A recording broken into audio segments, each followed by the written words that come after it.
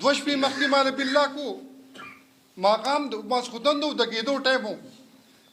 بلته مې وکتل ساړه بیره باندې راغلی چې ایک پای پروردګاره 19,500 روپۍ د بجلی بیل دغه شان د ګیس بیل زه به خورم څه زه به چیني د کم ځای نه وړم زه به ډوډۍ د کم ځای نه وړم دا خلک خو دي لکه په دې مجبوره کوي چې یا طالبان دي او یا درې ملک نه وباسي ګوره چې کم ماشومان تعلیم وکړو هغوی رور روان دي د دې ملک نه فیس پکوي خلک تعلیم وکړي چې خلک راشي او د خپل ملک وچلوي نظام جوړ کړي دلته کې ټول د غله بچي راغونډ شوي دي روره تپوس چې نه وي ناڅاپي وایي دا پلانې وزیر شو دغه دلته چا اوټ ورکړی دی نه په دې کې دي خو بس پته نه لګي څوک دا دغه راغی او دا وزیر شو دا ګورنر شو دا پلانې شو زمونږ نه ګورنري پکار ده نه زمونږ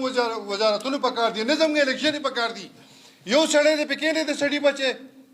داسې خله راغونډ شوي دي هر سړی لګیا دی او بس ګوره په دې ورځ کې دوی لګیا دي د دغه اعلان یې وکړو چې یاره ډیولپمنټل کارونه نه دي کوي ډیولپمنټ موږ په ډوډۍ پورې دې ماله چې دی ډیولپمنټل کارونه کوي نه دي کوي دا کارونه دا شته نظام د ټیک کی کو هغه د سیول بیروکریټ شي کو آرمي دا که دا نور دی موږ ته سوال کوو چې یاره د قوم نه قلار شي یا سیلابونه وځپلو بیا طالبانو ته وکړو بیا سیلاب راغی اوس را به چې روزانه یو نوې ډرامه ده سهار چې ګوري په پلاني ځای کې باران په پلاني ځای کې باران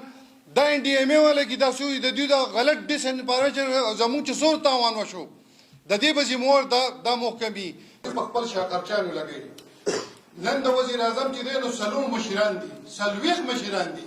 د هغو تنخواګانې او یو شي یو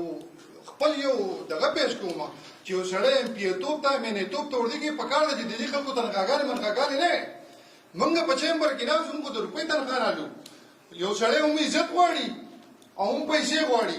نو د دې ملک دوی ته پر خپلو خرچو باندې دي که سیول بیروکریټ شي که فوج دی که دا نور خلک دی دا دوی پر خپلو خرچو باندې سوچ وکړي دا ټیک شی به ټیک ټاک شي خو نه که یو راځي هغه هم کلاک که بل راځي هغه هم کلاک یو وایي دی غل دی بل وایي دی غل دی چار اخبارونه ګورو یو ونیو بل یې پرانستو بل د خلک یې په یو دغه باندې اخته کړی دی او چې دا هر څه ختم شي وایي کرکټ دی او که دوی موږ په دې مجبوره کوي نو بیا زموږ سره بل سلام نشته دي بیا به موږ خامخا چې دا ور خو به موږ بازارونه بندو دا خلک پر وباسو نو د دې نه به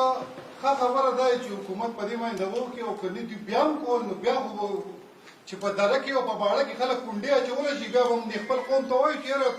په دې غوبته نه کېږي بیا خلک وړي په کږکو ته راوباسي بله خبره دا راځي چې دا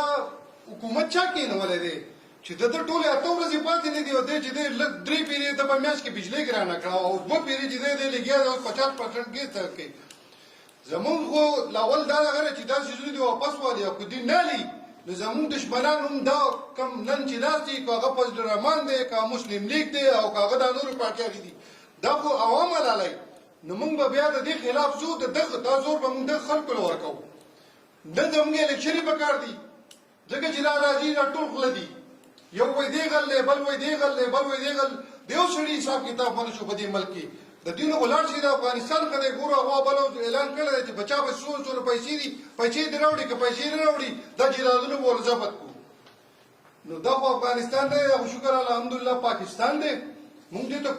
سوال کوو چې د دې څیزونو نه قلار شي او که نه قلارېږي بیا به مجبورن په سیول نافرمانۍ باندې راځو بیا چې زموږ د څه کېدل دوی پوه شه موږ پوه شه